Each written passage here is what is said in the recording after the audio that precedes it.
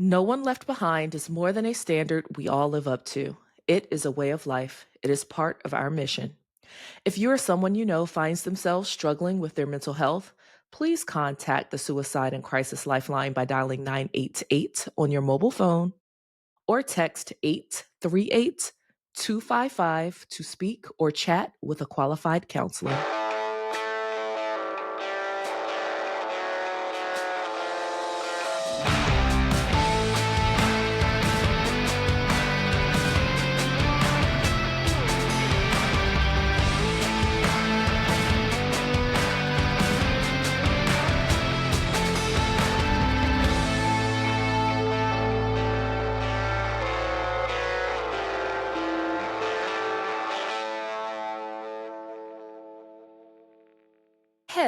Hello, Run for the Wall family. Thank you for joining us for another episode of the Run for the Wall podcast.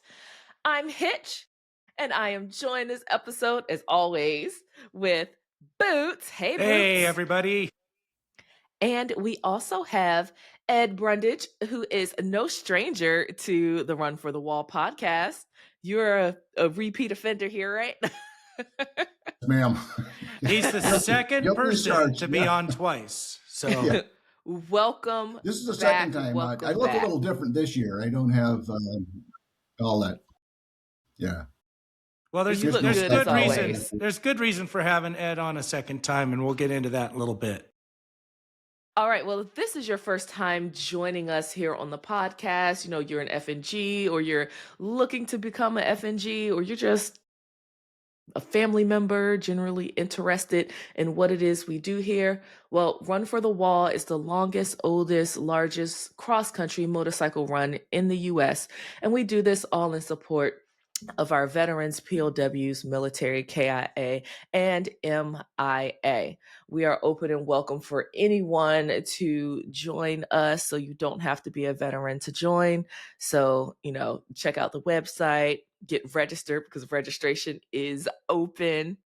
Yeah, we'd love to have you.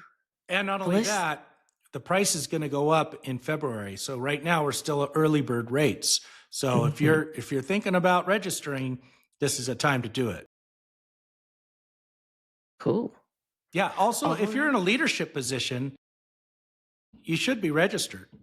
And I, don't want to mention any names, Horton, but sometimes I don't know what some of these people in leadership are thinking, that, they're just waiting and waiting and waiting because it's fun or funny. No, you know what it probably is in their defense? I think, in support of the mission, they'd rather pay the higher registration. Oh, it's a donation. So, okay. Exactly. All right. Very good. Very good. Well, they should be applauded for that. So, thumbs up to Horton for hanging out. Nice cover. No. I tried. All right. Now that we got that out of the way. Excellent attempt. That was good. All right. Now that we got that out of the way, let's talk a little more about Run for the Wall. So what do we got up next, Hitch? We have our sponsors. As always, we have Fuller Law, and they are a big supporter of the run. They donate counsel for us. Let's see, where is the website? Is fullerlawforriders.com. So if you're in need of representation as far as motorcycles go, you can hit up Fuller Law. Their number is 1-855-FULLER. Yep.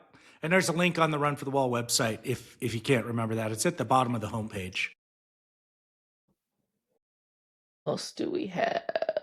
Let's see. Well, we got the Greater Ontario Convention and Visitors Bureau. They're always giving us help in Ontario, where the three coast-to-coast routes start out, and we thank them every year. And then we got some hydration sponsors. Yep, we have Pepsi and Coca-Cola. Listen, they are so important to our mission.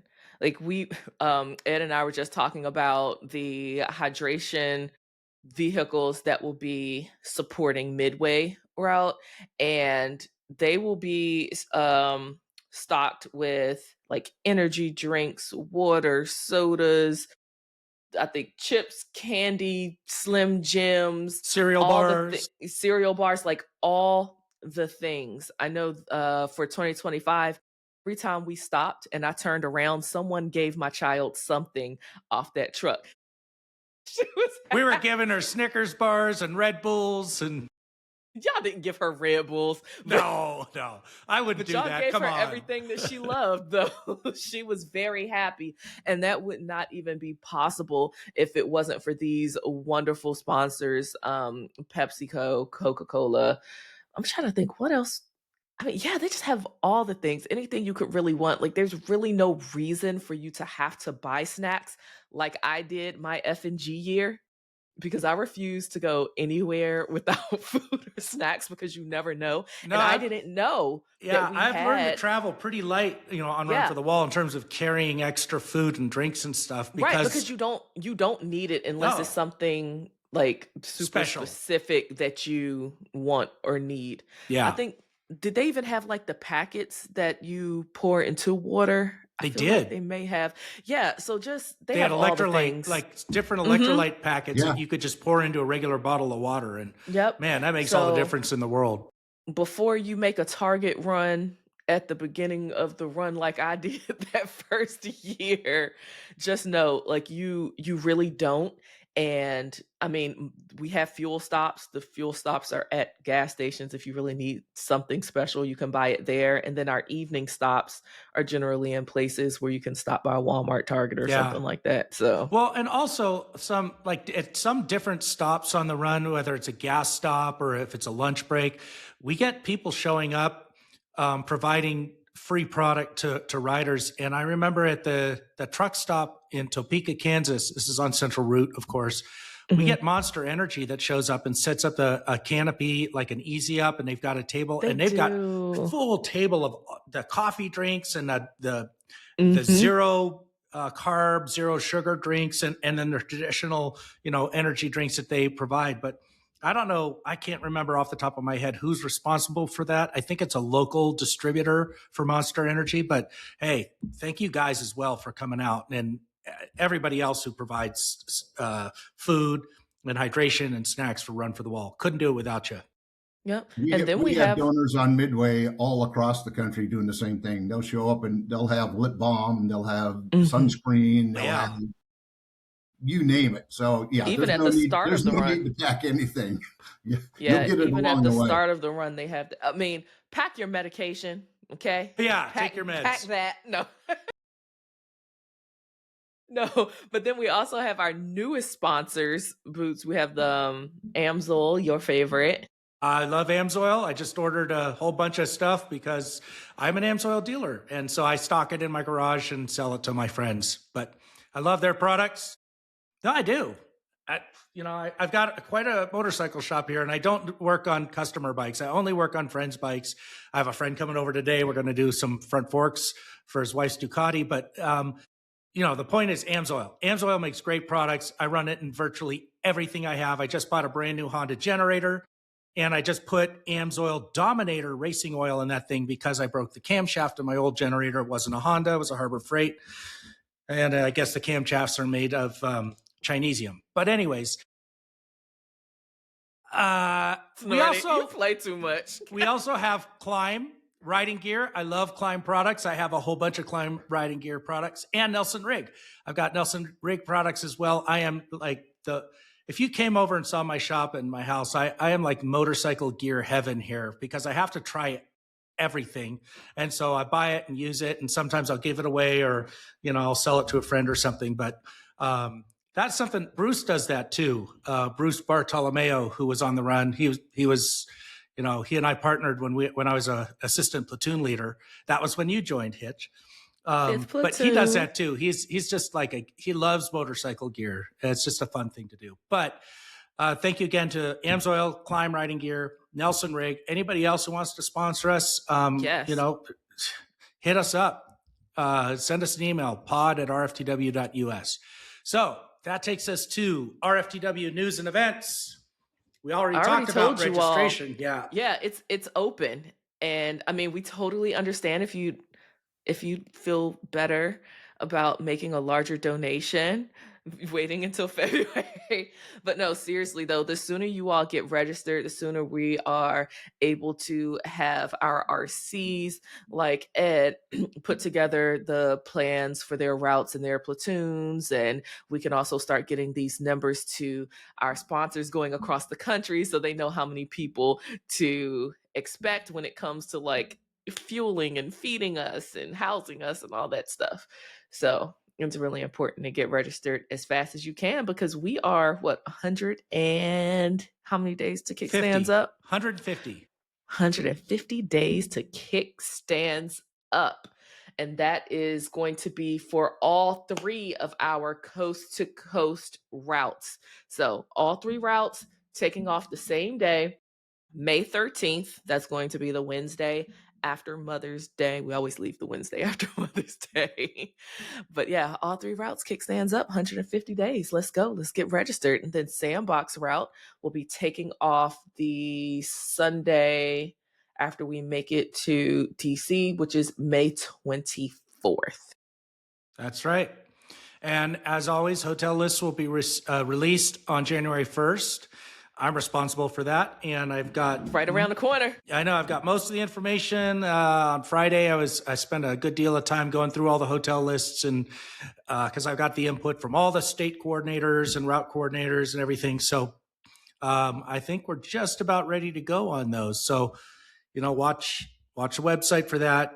It happens like suddenly, and it'll be probably right after midnight on January 1st. I get it out as soon as possible, so watch for that. Awesome. All right. Volunteer. Oh, what's up, Ed? Yeah, can I pop into the valuable lesson learned from many years on Run for the Wall? If you're not up at 0001 on the morning of 1 January calling these hotels, they go really fast. They do. Really fast. So if you wait until you wake up at 7, 8-ish o'clock in the morning and start calling, chances are it's going to be full already.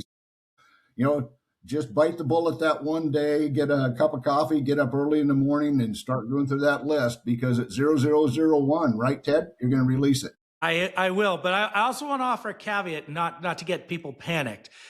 If you wanted to stay in like a Hampton Inn in a certain city, that may fill up, but there's probably a Baymont or an Econo Lodge right down the street, or a Comfort Inn or Holiday Inn Express, my favorite. So it's just that if you had your heart set on staying at one place, so the host hotel fills up fast. There's plenty of other options. It's not just one hotel. We got a whole bunch of them. So relax. Well, and there's a caveat to that, too, that you want to make sure everybody understands. The host hotel is under contract, so there's one standard rate that Ted's going to publish on the list when it comes out on 1 January.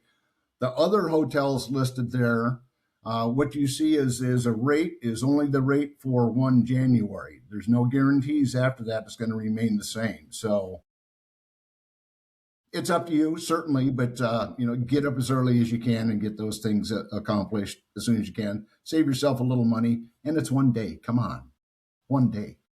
Get up early. Or stay up late. Watch the sun come up. Oh my goodness. All right. Volunteer positions.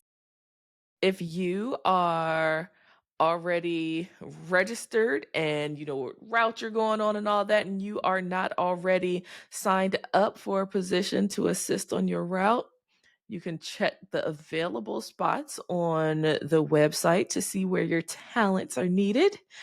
And so, Ed, do you have openings still on Midway? Who are you in need of? Yeah, I still do, and I know the other routes also. So I'm not going to speak for those two, but I'm sure they're probably in the same boat I am. It's early, half the year's over. We still got 6 months to go. So life goes on, and positions that I had filled have emptied for a variety of reasons. Health concerns, family issues, yada yada yada. Life. So I do have some positions that are available, and I'd like to let you know what those are now. And I'd be more than happy to have you come on board in a leadership role because it's always fun to be able to support the writers and watch the joy in their faces as we go across the country. I still need a chase vehicle. I have 2 already, but I'd like to have another one because on occasion those fill up. I hate to say that, but those fill up, and I need to make sure we have enough on Midway to support the riders. So chase Ed, vehicle tell us a little bit about what you're looking for in a chase vehicle, just so our listeners know. What are the requirements? What is a chase vehicle? What do you do? Okay. A chase vehicle is something that goes along at the rear of the pack formation.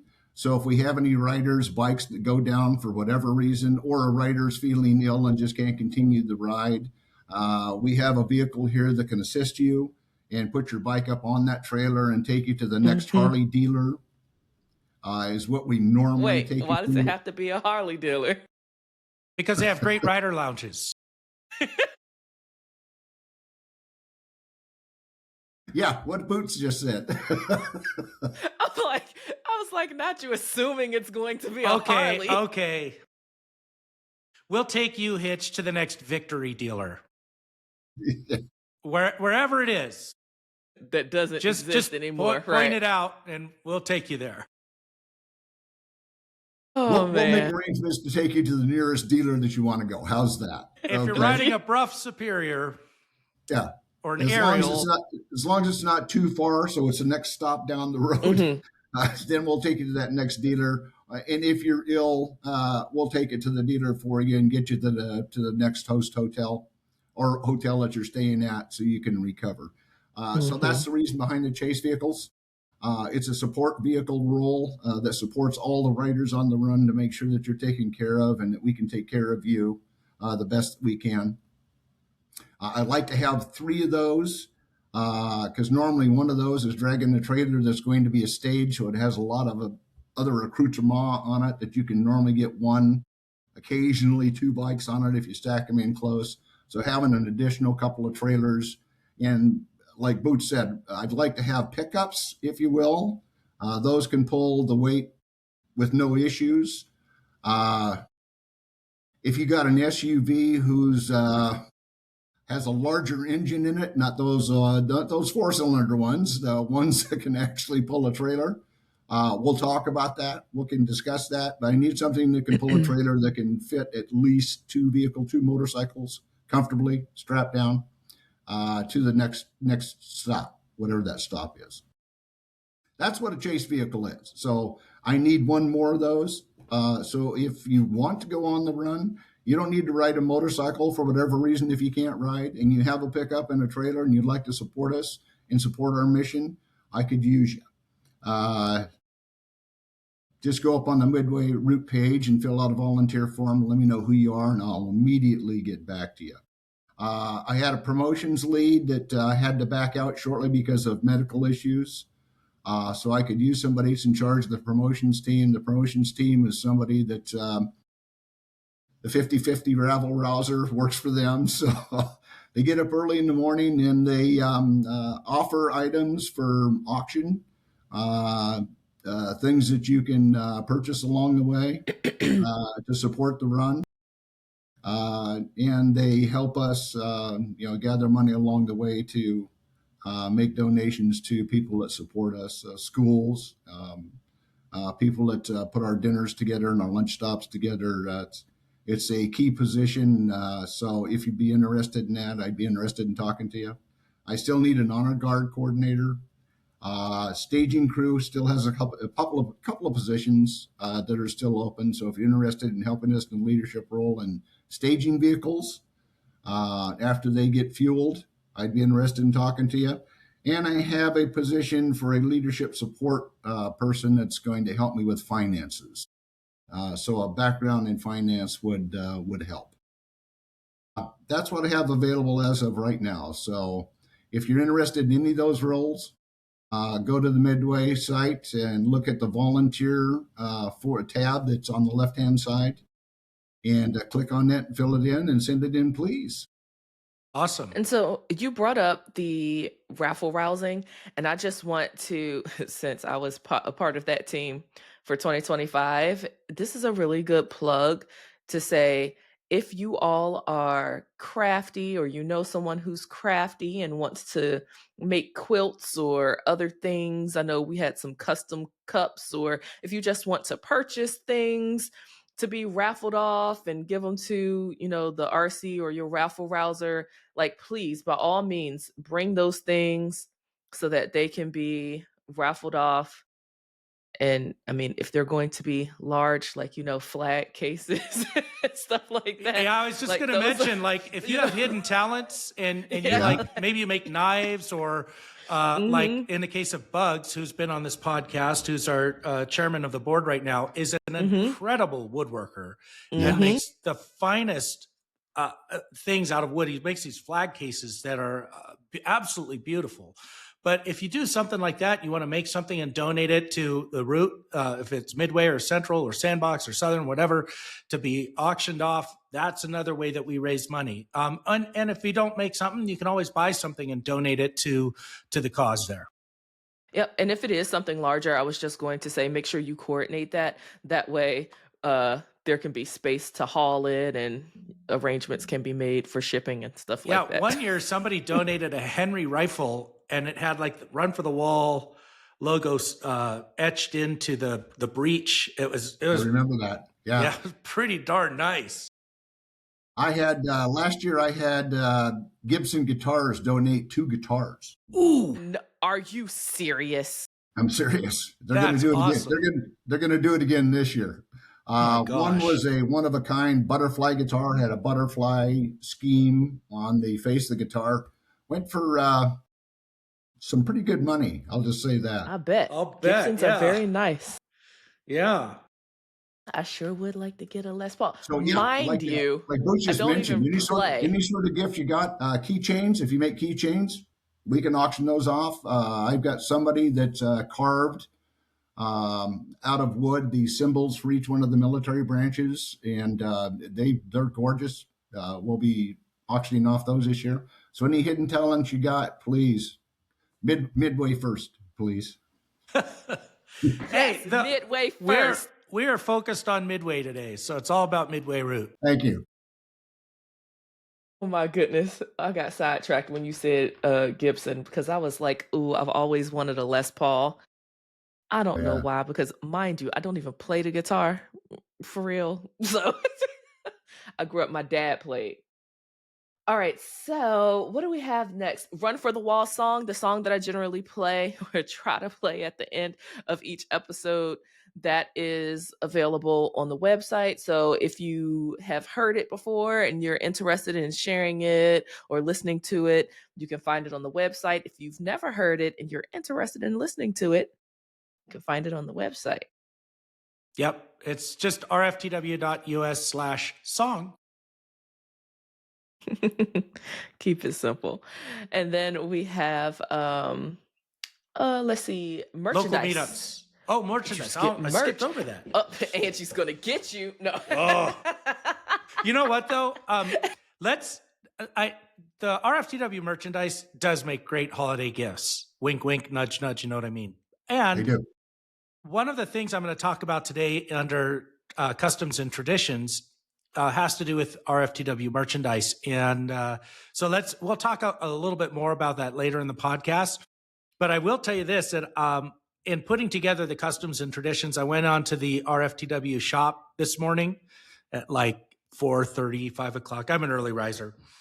And so I was just looking up information because I was, putting together what I was going to say on this podcast. I ended up spending a bit of money this morning because they have some cool stuff for sale on there. It really is. They have a really great Red Shirt Friday sweatshirt. I bought one of those this morning. I absolutely love it. I haven't had delivery of it yet, but I love it's a the zip-up design. hoodie. It is. I just like think it. that's so cool. I bought a few other things. They got some cool stuff on there.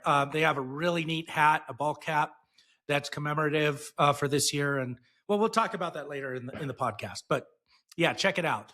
I also want to mention local meetups. So we have like monthly lunches. Sometimes there's a weekly breakfast, I think, in Colorado. But that's where, all year long you can get together with your Run for the Wall family in Arizona, Colorado, Mississippi, Northern California, Washington, D.C. area. They're everywhere. So, check it out. You can look up where and when each of them are on the events calendar on the Run for the Wall website. And there's also more information on the forum. There's so many places to find out this information. It's also all over social media. So check it out. Ooh, the 89er shirt says low stock. So if you all never got the 89er shirt and you want it, you might want to jump on that because that is low stock. Is our photo up here from 25? I don't see it. I thought I put it there. I can't remember. There was some difficulty with photos, and it's not worth talking about. But anyways, Okay. if it's not there, I'll check it and make sure it gets up there. That way I can order one. I never got to order one. Alrighty. Does that bring us to Why We Ride? Are we at Why We Ride? I don't know. Let me go back and look here. I believe so. We get the meetups. So it is. Yep. Yes. Why We Ride. That brings us to Why We Ride. I'll turn it over to you, Boots. Absolutely. I'm going to share my screen. Yeah, there's the new hat that Ed's got. That's it. Yeah, sweet. I love that. Did you get that hat? No. Santa brought it to me. He came early. The big guy came early. I saw the big guy yesterday at Scottsdale Harley Davidson on a ride. So, okay, on a serious note, this is Why We Ride, everyone. I'm going to share my screen so people who are watching on YouTube can see this. Today, we are remembering Major James W. Wild Bill Reed of the U.S. Air Force. I read about him this morning, and just really touched me because, this section is called Why We Ride. And Wild Bill Reed is exactly why we ride. When he was in the Air Force, he was captain. He was posthumously promoted to major. But Captain James W. Wild Bill Reed was a pilot assigned to the 555th Tactical Fighter Squadron at Ubon Airfield, Thailand. On July 24, 1970, he and his navigator, Lieutenant Donald B. Bloodworth, were assigned an operational mission over Laos in their F-4D Phantom fighter. Their mission that day took them over the Plain de Jaras, or Plain of Jars region of northern Laos. I'm going to have a hard time saying this name. In Zhang Kong province. Did I say that right, Ed? Yes, sir. Zhang Kong. All right. As the aircraft was making a strafing pass over a communist truck convoy, it took enemy fire. The crew of a C-123 observed the Phantom crash after it had made a pass over the target, but no one saw parachutes before seeing a huge explosion, and no recognizable aircraft parts were found. No emergency radio beeper signals were heard. Nevertheless, there remained the possibility that the men safely ejected. The Rio Bloodworth was listed missing in action, Category 1, which means that the U.S. is certain the enemy knows what happened to him. As a backseater, he would have been the first to eject from the crippled plane, so he would not necessarily land close to his pilot. Wild Bill Reed is missing in action, Category 2, meaning there is strong reason to suspect that the enemy knows his fate. Both Reed and Bloodworth were among nearly 600 Americans who disappeared in Laos during the Vietnam War, as Laos did not take part in the agreements that ended American involvement in Indochina. No prisoner release was ever negotiated with Laos. Although the Pathet Lao stated on several occasions that they held tens of American prisoners, not one man held in Laos has ever been released, and no agreement has been reached to free them. Over the years since the war ended, thousands of reports have been received, which have convinced many that hundreds of Americans may still be alive in Southeast Asia, held against their will. Bill Reed and Donald Bloodworth could be among them. If so, what must they be thinking of us? Donald B. Bloodworth was promoted to the rank of captain, and James W. Wild Bill Reed was promoted to the rank of major during the period that they were maintained missing. Both these guys missing in action. It is not the worst thing to be lost in war. It is not the worst thing to be missing in war. The worst thing is to be forgotten in war. Say their names, tell their stories, never forget.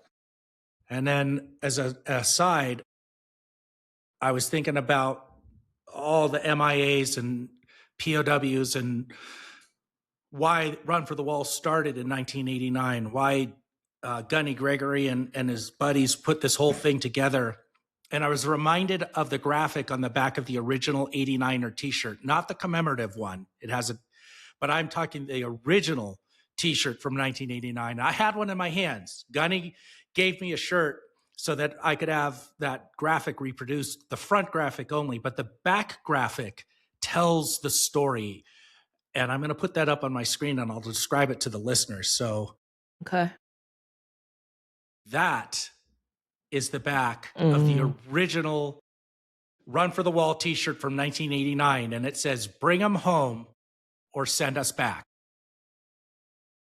And that captures the sentiment of the Run for the Wall riders from 1989. And that holds true to today.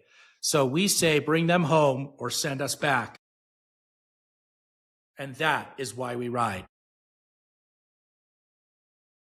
Thank you, Boots. All right. Now that we have wrapped up our While We Ride, that brings us to customs and traditions. What do we have for custom and tradition today? Wow, I can't believe we're all ready to customs and traditions. So I was going to talk a little bit about jacket patches. Vest cut patches. Many of the riders on Run for the Wall wear a biker vest, also called a cut. And we've talked about this over the years.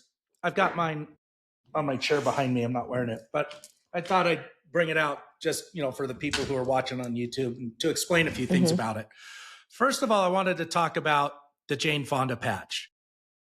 I happen to have one. It's upside down. It's on the back, kind of on the side of my jacket. I'm not going to read it. I have it upside down because the Jane Fonda patch contains a profanity on it, which I'm not going to say because this is a family-oriented podcast. But that patch has a lot of history. They sold those patches through an advertisement in Easy Riders magazine back in '89 to raise money to do the first Run for the Wall. Now, that patch isn't for sale on the Run for the Wall website anymore. You can still find them, though, on the internet. But I put one on my vest just as an homage to those original 89ers. I happen to love it. When you see one of those Jane Fonda patches, you'll know why they're there. And, she did some horrible things back then and said some unforgivable things, but this isn't a political show. So I did want to talk about that patch just because of the history there with Run for the Wall. And also mention that if you have one of those patches like I do, when you go onto like a school campus, like at Raynell, take a piece of tape and stick it over the patch and any other patch that you might have that's questionable content or contains a word that maybe we don't want our grade school kids repeating. So also we have the large Run for the Wall patch. A lot of guys wear that, guys and gals wear that on the back. We have a new version. Mine's kind of old and faded, but it says CA to DC, you are not forgotten. The new patch says coast to coast and wall to wall, you are not forgotten, because we've circled in the new generation of veterans. This is a ride for everybody, not just Vietnam veterans. It's a ride for patriots. I'm not a veteran. I'm a patriot, and I'm riding for those who can't. And then we have the big rocker across the back. That's a really important one. There you have a smaller version of that. We've got route patches to say, I'm on Central or Midway or Southern or Sandbox. I've got a Sandbox one on here somewhere. I don't know where it went. Anyways, so those are really important patches to have. Also, the All the Way. I remember seeing that my FNG year, seeing somebody with all these All the Way patches all over their vest, thinking, oh my gosh, they've been on this run that many times. And now look at mine. I was looking at them like, crikey, that's a lot. But that's also that we have participant patches. If you've gone one leg or one day and maybe not all the way, we've got service bars to indicate if you're a veteran, if you were in the Army, Navy, Air Force, Marines, Coast Guard. We have engagement patches. All of these are available in the merchandise store, by the way. To say like you were in Afghanistan or you were in Vietnam or global war and terror, all those are available on the Run for the Wall store. And there's some really cool limited edition 35th Gulf War patches. I picked up one today, and actually I got the sticker, not the patch, but that's for this year. And like Hitch said, the 89 are commemorative patches and shirts. Once they're gone forever. So you might want to pick one of those up. I wanted to talk about FNG buttons and patches. We've talked about that before. I have my FNG patch, which is a duplicate of my FNG button.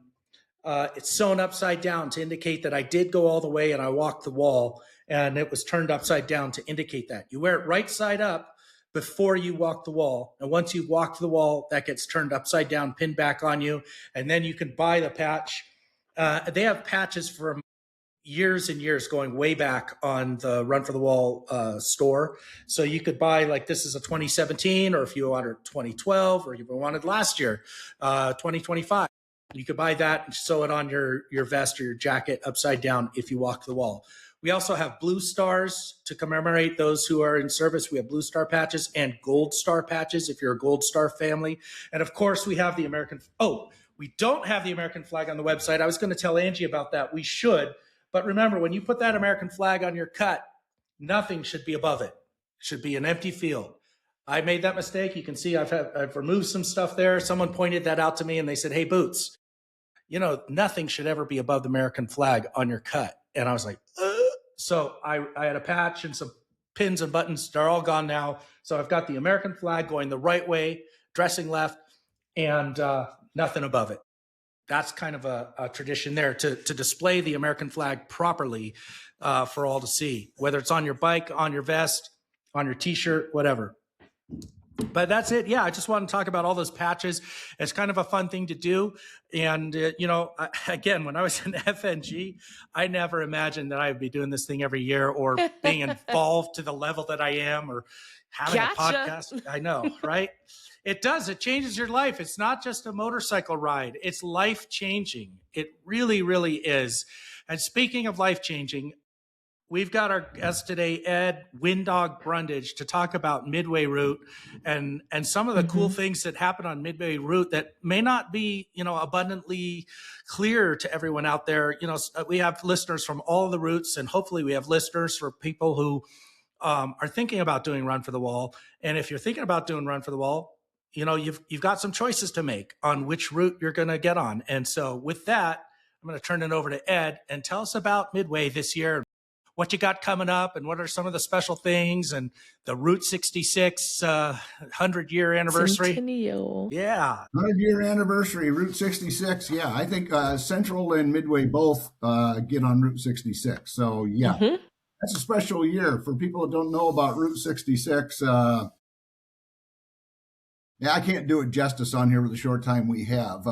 Get on Google and type in Route 66. And man, you'll be able to read the history of that. It's I could backfill in a little bit there. So Route 66 was first opened in 1926.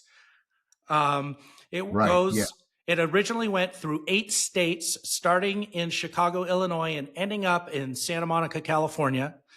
And it was America's Mother Road. It connected the east to the west. And it was the freeway system. Yeah, before the freeway system. It's an amazing road. I've been on most of it, but the fact that this is a 100-year anniversary, 2026 will be the 100-year anniversary, is really, really special. And also what's so cool about it is that Central Route and Midway Route are going to be traveling a pretty significant portion of Route 66 and going through some of the cool little towns along the way, like Seligman, Ludlow. Yeah, Williams, Flagstaff. I could sing the song, but I promise I won't. Unless Hitch learns it on the guitar. Stand me on the corner? Hey, look, if it's not C, D, or, The, or the E minor, I can't play it. No. we call those the cowboy chords. But so Yeah, both what you both Central and Midway will be parading through Winslow right? this year, so you'll be able to see the corner, the infamous corner that Boots is talking about. Yeah, and also Seligman. That's a fuel stop for Midway. And then the first night, you start in Ontario, and you go up 15 through California to Yes, through Barstow, and then yes, out I-40, and then I-40. Yeah, both you Central and Midway both basically go the same direction. We right. go up the 15 to the I-40. Central will stop in Barstow for a fuel stop, and then both of us stop again in Ludlow for a fuel stop, So you got to and hurry then up and get out of there. we got to hurry up and go. Yeah, Yeah, because and Midway's right behind us. I'll Or hold up excuse me, Central Route. Central's right behind us. I'll, Yeah. I'll go sit in the bathroom and hold up Central Route because they can't leave without me. So I'll do Thank that you. in Barstow. You're my man. Okay. And then from there, we continue on past Williams, and we go up into Flagstaff, and Central stops and spends the night in Williams. So that's a Yeah, good start the next day. And then the next morning, we leave Flagstaff and we go to Winslow and parade through Winslow, past the infamous corner that Boots was talking about. And Central again is right behind us, like 20 minutes behind us, doing the same thing. So, yep. and there's where we separate. Central heads north from there, and we continue on the 40. That starts the celebration of Route 66 for Midway this year. Actually, we Yeah. head north in Albuquerque. Albuquerque, excuse me. Yes, Yeah, you're right. yeah. Yeah. But you continue on I-40. Yeah, We continue off and on the 40 almost all the way across the country. So it's kind of a little bit north, a little bit south, but generally on the 40 all the way across into Virginia and then up to 95 into DC. This year, we're also recognizing we have a lot of recognition going across the country, kind of a dual celebration for not only the 100th anniversary of 66, but also the Gulf War. Yeah, all yep. three routes are celebrating this anniversary also. So the Gulf War veterans are going to be recognized at every stop all the way across, and we have some special things we're going to be doing for him that I'm not going to tell you about now because it wouldn't be a surprise. But we Suspense. have That's some great. surprise things put together. You're going to have for to the Gulf register War and go to veterans. find out. The suspense, yes, yes. Got to register and come on Midway if you want to see these special events we're putting Yep. together for you. And one of them is in Cookeville. So it'll be a sit down time for you to relax and enjoy. And you're going to have to come on Midway to find out. How's that? Okay. Uh, Done. Sold. Yeah, one thing I might add that Boots brought up a little bit earlier, as we get past the Christmas holidays, and Merry Christmas to everybody. Is this going to be before Christmas, released before Christmas? Oh, yeah, Yeah. absolutely. Okay. Well, I would have worn my Santa hat if I knew that. Anyway, with that aside, Go get Merry it. No. Christmas to everybody. But after the beginning of the year, you need to start getting all that sugar out of your system and start doing some things and get you prepared to go on this run because it can be tiring for people that aren't used to riding, 8 hours a day or moving constantly for 8 hours a day. Because about day 2 or 3 or 4, for people that aren't used to that, haven't prepared for it, it can wear on the older generation, more distinguished generation, More that experienced I'm riders. remembering. More experienced riders. Okay, I like that. It can start wearing on you pretty thick. So after the first of the year, get in the gym, start walking, and start practicing your hydration. Start forcing fluids. Your system really likes that when you drink at least 8 ounces of water a day. And I know most people don't do that. We don't eat all our vegetables and our fruits that we're supposed to either. But you need to really do that because it's really going to help you on this long run. So hydrate, hydrate, hydrate. Yep. And get in the gym. Yep. Walk. Yeah. Yeah, move. Walking is great. And also, the best fitness for riding a motorcycle is riding a motorcycle. I just going to the gym or just walking or Riding a bicycling is motorcycle, actually yes. very good too. But again, though, the best fitness for getting in shape to ride a motorcycle is to ride your bike. So, right now we're in the dead of winter. It's hard to do that. But, come springtime, get your bike out, ride it, get ready. So, all right, tell us some more, Ed. What else do we got coming up to look forward to on Midway? Oh, like I said, our famous spot is Cookeville. I've got a lot of surprises going on in Cookeville, so I don't want to give away too much of that. Just come. You're going to love it. We have 2 days in Cookeville. The first day that we get in is a little later in the afternoon. So it's a dinner and a special presentation that evening. I'll just put it that way. And then our second day in Cookeville, we have 3 outreaches that we do. That we go to a school that's a very, very special needs school that we support. And we have a couple of veterans homes that we go to, which are extremely heartbreaking. They really go to the heart of what our mission truly is, because these are people that have paid the sacrifice of serving this country, and they're now in veterans homes. And the saddest story is you find a lot of them whose families have just put them in the home and left them there. And then I'm not going to say forgot about them, but the veterans sure feel they've been forgot about when you go and approach them, and they really, really look forward to us visiting them every year. So these are really, really special. So we have 3 outreaches that we do that second day. The best part of that is they're not really long days. They're used to a 300, 350, 400-mile days. These are normally 150, 175-mile days. So they can, relax and kind of tone down a little bit and enjoy the ride for the day. Hopefully the weather is forgiving in Cookeville, Tennessee. And we have LEO escort for every one of them. So it's a nice, relaxing day, and they really don't have to worry about too much. They just enjoy the ride and enjoy the outreach. And I've heard nothing but positive responses from everybody that does that. So that's our day 2. Excuse me, get my fingers in control here. Day 2. That evening is our award ceremony. So it's a pretty full day for everybody. And Cookeville just kind of opens the door, throws it open, and welcomes us aboard for both of our days there. So it's really a good stop for us. After that, we have some other special things we're going to be doing as we start heading up. We're going back to Asheville this year. For those of you that don't remember, Asheville is in the Shenandoah Valley in just inside North Carolina from Tennessee. And that is where they had a real tragic flood a couple of years ago that actually almost destroyed the entire town. It did destroy portions of I-40, which kept us from going there last year. We had to do a roundabout up through Bristol, Tennessee, and around the damaged area and back down on course. But I-40 has been fixed, and we're going back to Asheville this year, and the community is really, really happy about seeing us again. And they've opened their arms again to us. So we're going through that really, really beautiful part of the country. It's right into the Blue Ridge Mountains, and it's just gorgeous country through there. Oh. Yeah, I've ridden there, the whole Blue Ridge Mountain Parkway, and it is amazing. Oh, yeah. The 3 tunnels, it's beautiful. You have to ride it to actually enjoy the beauty of it. Right near the Blue Ridge Parkway, as Boots was talking about, which is another good ride. Yeah.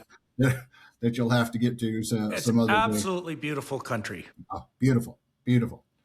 And then from there, we're going to the Marine Museum this year. I'm a retired Marine, so we're going to the Marine Museum this year. In Virginia? Excuse me? In Virginia? Yeah, Quantico, okay, Virginia. Okay. Yeah. Just right off the I-95. Beautiful. You can't miss it. You see the museum when you come around the corner, just about 16 miles south of D.C. It's got that, Iwo Jima flag leaned to the top of the building that you can't it's beautiful. It's beautiful. I've been there a couple times. Yeah. Beautiful on the inside. So yeah, we're going there again. That will be our last stop before we go into Springfield this year. So that's kind of Midway at a real quick glance. Now you skipped over one of my favorite things, and one of the things I'm looking forward to the most about when I finally do Midway Route one of these years. but that's the Santa Rosa Blue Hole. Tell us about that. Oh, thanks, Boots. Thanks for reminding me. Santa Rosa, New Mexico has got a real special place. It is not man-made. It's natural. It's called the Blue Hole, and we stopped there for lunch. I can't remember how deep it is. It's 80 something feet. Really, really deep, and it's just got this really dark blue hue to it. It's just gorgeous. The tradition is we go there for lunch, and the road guards and the route coordinator, I know that guy this year, are required to jump into the Blue Hole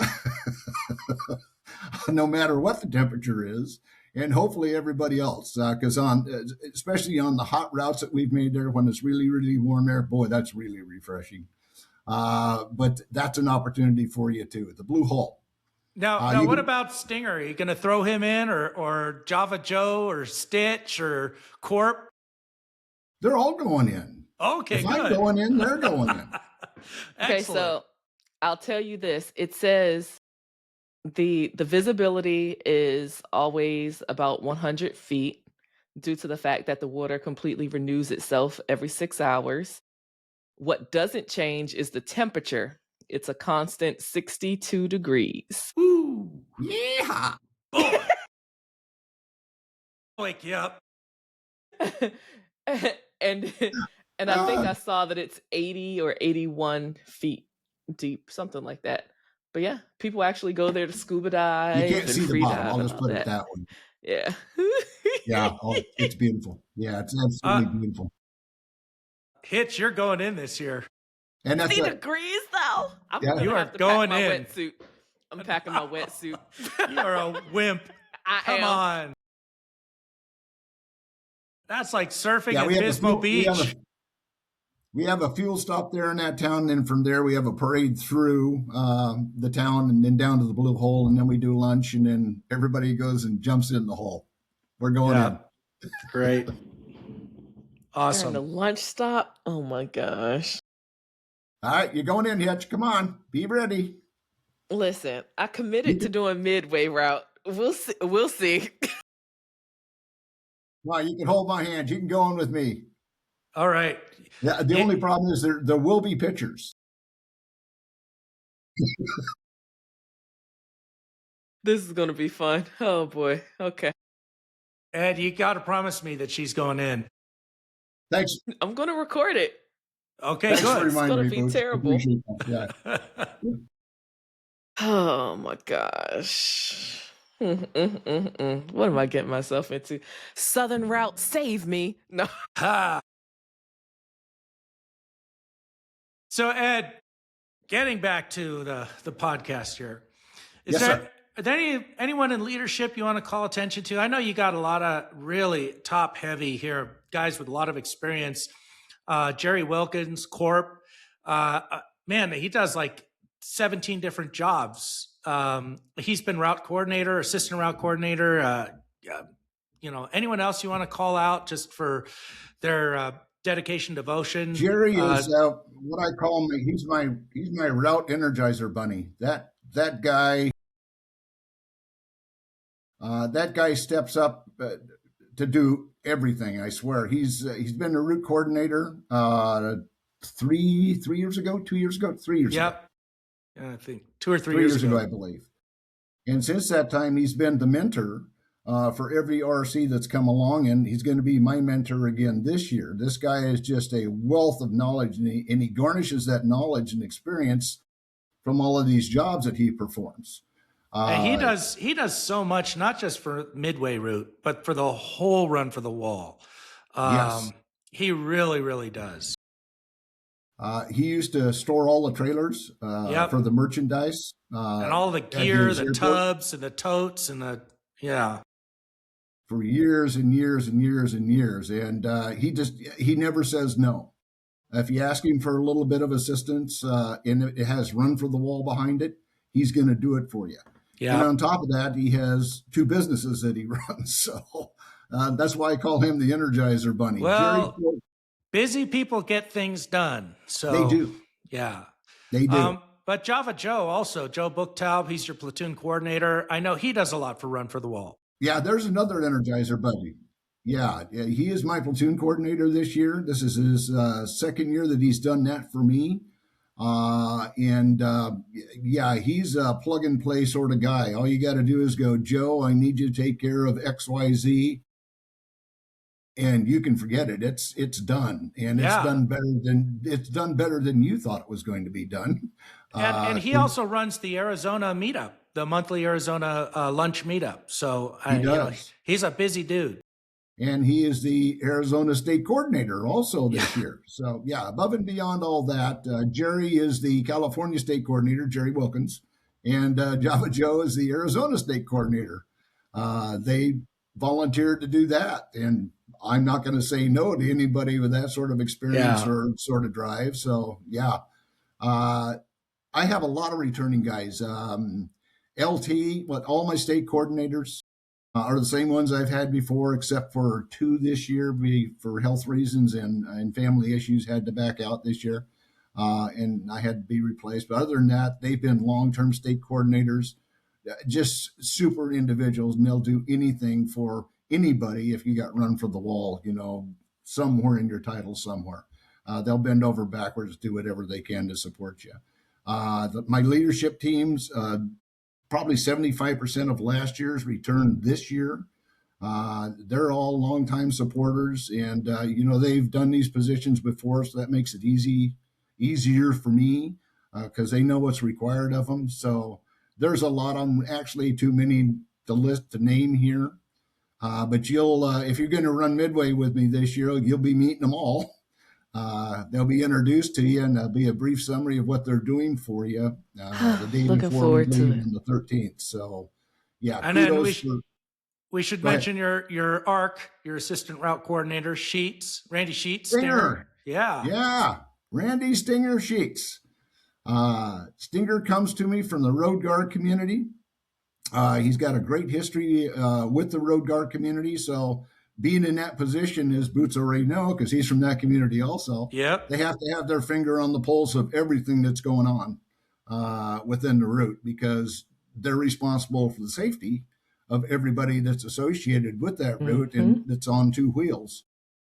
And if it's a support vehicle, on 4 wheels. So yeah, they're responsible for everything, the safety of everybody. So yeah, they're tuned in to everything that goes on. So Randy was a natural fit. And when I asked him, he was absolutely willing to come on board this year and be my ARC, and he's done tremendous things for me, taken a lot off my plate that, I didn't have the benefit of that last year. So it's really been huge for me this year. And he's a great guy, and it wouldn't hurt you to have him on the podcast here. Yeah, Introduce him to everybody. We'll wait till he's the RC maybe. Oh, next year. Right. Yeah. Your call. Yeah. Well, we'll see. I don't know. We could talk about it. But I also wanted to give a shout out to Pipes, to Ryan Long, who stepped up because Leo is the route coordinator for Sandbox, and so he couldn't be the road guard captain for Midway. So Pipes has stepped up, and he's going to be the road guard captain. So I wanted to mention him too, and thank you to Pipes for stepping up there. Yeah, let me mention Pipes real quick here. Pipes has been the assistant road guard captain for like 4 years because Leo has been the road guard captain, and Leo is just I can't say enough good things about that guy. He lives and breathes road guard, so just does a phenomenal job. And so Pipes, being his second in command, has learned from the expert. So Pipes is stepping up this year because Leo is now the route coordinator for Sandbox this year. So Pipes is going to be the road guard captain for Midway this year, and he has my total support, and he's doing great things already so far. Already got some training on the way for his road guards. I have the ultimate faith in him. And awesome. Confident. Yeah. Yay. Yeah, I was just going through your contact list and seeing all the people, what positions they're occupying, and looks like you got a really good team heading into 2026. I'm really happy with it. Really, really happy with it.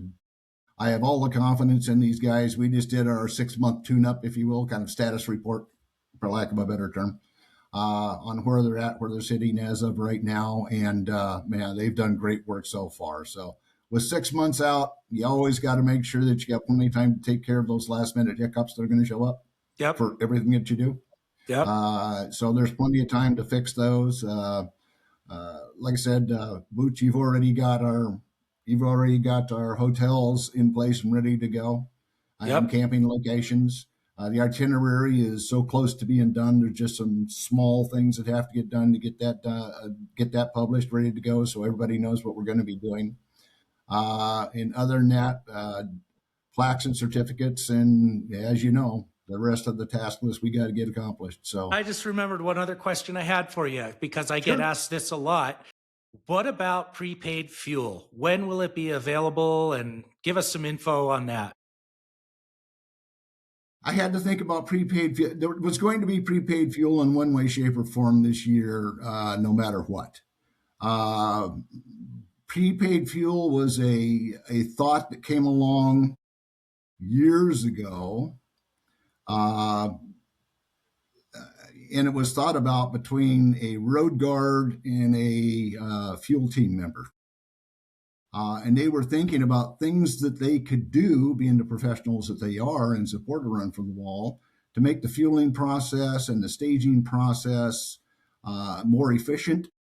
So it gave more time for the riders to get off their bikes and enjoy the benefit of, being able to walk around and shake it out a little bit and hydrate and go take a little personal break and get back on their bike. So extend that time, because there's only 40 to 45 minutes that has been slated to get off the road, get into the fueling facility, get out of the fueling facility into staging, which takes up about half of that time, or used to take up about half that time. So what it left you was 10 to 15 minutes of people getting off the bikes, and they had to hurry to go take whatever business they wanted to take care of. And then the 15-minute horn went off, and it's back on the bikes, and off they went. Mm-hmm. So they were thinking about what's a better way and a more efficient way to get these people off the road and get them fueled. Well, let's pay for it in advance, prepaid fuel. So they brought that up, and it started on the Midway route. Thank you very much. As an attempt to see if it would work. And it works. And it does. It works great. It works fabulously. And it really works well. It was brought up to the other routes that, hey, guys, you really got to consider this, because this was the effect that we had of doing this. And now all 3 routes are doing it. So it's 4 routes. I'm sorry. All 4 routes are doing it. All 4. And it's huge. It's huge. So there will be prepaid fuel this year. I'm thinking about making it mandatory, because I really don't want to have the fuelers have to worry about checking the windshields to see if there's a sticker there or not, and then asking people for money, because that just slows down the entire it's a cork in the wheel of progress, for lack of a better term. So I'm thinking about making it mandatory for everybody, including the riders that join us along the way. And it's a good deal. I mean, it's a great deal. Yeah, it's $15 a day right now is what I'm thinking. $15 a day. If you do 2 fuel stops, you've already paid for it. Yep. But you've already got money back with 2 fuel stops. And one of those fuel stops is in California, right? So exactly. You can quadruple that. We don't know what that price is going to be. Could be $5 a gallon. Could be 10 by then. Who prepaid knows? Fuel is a yes. Mandatory, probably. Great. Yeah, I love the prepaid fuel. It just simplifies everything. Yeah, I think things went smoothly this year. But we've been sitting here kind of freestyling it, and we're already at the hour 3 mark. So we need to so let's jump to Tech Tips with Ted. All right. I blame Boots for that. He gets on a tear. I'm just having fun. I know. You know what? I love Run for the Wall. I love motorcycling. It's like, I mean, I could just talk for hours, right? Okay, Tech Tips with Ted. We got a letter in from a rider, and I decided to turn it into a Tech Tip with Ted, and I'll reveal the rider in the Tech Tip. So The title of this tech tip is equipment check. Okay. So, and I'm just going to read what I wrote here from the letter. I changed it a little bit, but on a more important note, equipment checks. I know we talk about them often, and it's worth mentioning again. A couple of weekends ago, Lance Batman Wheeler, this comes from Lance, that's right. Leave my friend alone. No, this is Lance's letter. He was tearing his front end apart to upgrade his suspension. And I've been talking to him about his suspension. You know, he's like me. He has no reservations about tearing into his bike. So he took his front end off to upgrade his suspension. As he cleaned the lower sliders, and he rides a Harley, by the way, his rag caught a casting mark with a jagged edge. All right. So this is one of the reasons why, I mean, I'm always cleaning my bike. I rode, my Pan America 300 miles yesterday, and I already cleaned it. But at first glance, it appeared to be just a casting mark on the lower part of his fork near the axle housing. Okay. And you know how you're cleaning, sometimes your rag catches, and it's like, it's nothing. But he took a closer look at it, and he started to get suspect of this thing. Okay. So he cleaned it up even better, sealed it up, and pressurized it with air. And after spraying it with soapy water, he saw bubbles coming out of a small area where he thought that little snag was. So on a routine visual inspection, he would never have noticed it. It would have probably grown over time, and who knows when the fork may have failed and to what extent it would have failed. It could have been catastrophic. If the fork breaks and the front wheel comes off your motorcycle at highway speed, do the math, right? So the lesson here is check again. Okay, walk away for a day and come back and check again. Use flashlights, fingers, mirrors, clean surfaces well so that you can see what's going on. Use good cleaning products. Tighten your nuts and bolts to spec. Check those nuts and bolts. If they're looking like they're stripped, or some bolts are one use only. So you got to be careful of that. But like Lance, people give me a hard time for always cleaning my bike. They're like, you're going to clean the paint right off that thing. They're meant to be ridden, not polished. But, one of the reasons why I clean my bike, and especially, yesterday when I got home from my ride, is I wanted to assess if I took on any damage. I wanted to check and make sure that everything is functioning the way it should. So that's why you get in there and you clean it, you inspect. You're not just cleaning, you're inspecting at the same time.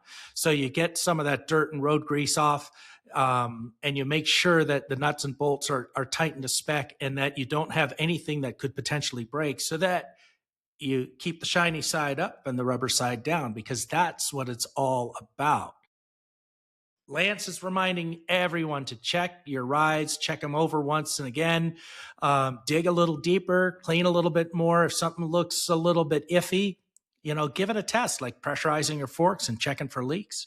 But this is a good time to do it. If your bike's in the garage, even if it's cold out, you can put on a big jacket, go out there and take a good quick look at your bike, or a good long look at your bike, and look at those things that you don't normally look at. I happen to have a lift, so I can put my bike up and get under there, but this is a great time to make sure that everything is up to spec, replace things that are broken or on their way to it. These things are mechanical, they wear out, like my generator.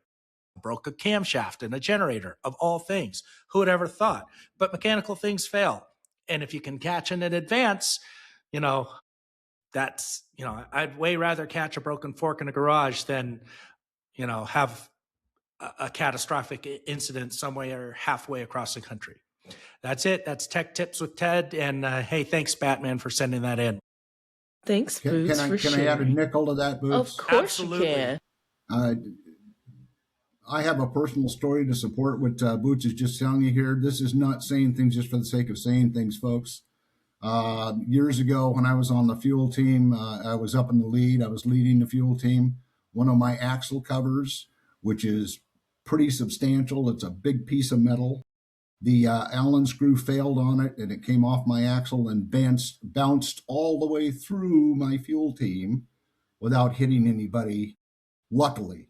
If that would have hit anybody, or hit the bikes, or hitting the forks, or anything could have happened with that big chunk of metal bouncing through a formation, it could have been catastrophic. So please, What Boots just told you is very, very important. Even your Allen screws. Get out your Allen wrench and tighten those Allen bolts down. Not just your Allen wrench. Get out your blue Loctite, 242 or 243. Yes. Blue Loctite those things, because I know those cups. I have got them on my bike sitting behind me, and they will loosen up. But blue Loctite, a drop of Loctite goes a long, long way, especially on a Harley. All right. So I know that came from a listener letter, but today we had a special poem that we wanted to share. And you still have it pulled up? Because you said you would do the honors of reading the poem. I got it sitting right here in front of me. You want me to read it? Yeah. I do. So it's actually written in 2020 around this time of year. And so we thought this would be a good time to revisit it. Take it away. Are you ready? We are. Ready. All right. This is from Bob Nelson. He's also a member of the board of directors, and he wrote this in 2020, December 24th of 2020. 'Twas the night before Christmas, and all through the lands, people were busy washing their hands. We all went about with masks on our faces, finding businesses closed in so many places. We never imagined how bad it would get, and we chanted aloud, "'Tis it may yet." Canceling the run, no one could believe. Our bags were packed, we were ready to leave. No work, no school, so we stayed close to home, in the garage with our bikes, just polishing chrome. We're allowed in public, but 6 feet apart. Not at church, but okay at Walmart. The vaccines are here and the end is in sight. We will never surrender. We're up for the fight. We're stronger together. We will get through this. But Santa, I ask you just one Christmas wish. Take 2020 with you into the night as you go and bury it deep into the cold Arctic snow. I heard him exclaim as he rode out of sight, "Merry Christmas to all. Now let's run for the wall." Thank you so much for sharing. Thanks, Captain America, for that. Thanks, Captain America. That's fabulous. Brings us back a little bit and makes us ever more thankful that is behind us. Yeah. Amen. Yeah. Mm-hmm. All right. Before we wrap this episode up, does anyone have anything to add? It's been a pleasure, guys. Good seeing you. Thanks for coming back on, Ed. Yeah. So, and get us going with Midway this year on the Run for the Wall, guys. That's right. All right, so for more information, please visit the website at www.rftw.us. If you're interested in sharing your experiences, or if you have any questions to ask, you can send those to pod@rftw.us. And one more thing. What's Tonight is the first night of Hanukkah. So if you're spinning the dreidel tonight out there, I hope you all get gimmels. If you know, you know. Happy Hanukkah. Merry Christmas, everybody. Oh, so until Merry next Christmas, time, everybody. How far are we going? All the way. All the way.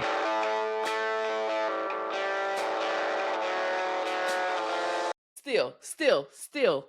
It cues the wrong song.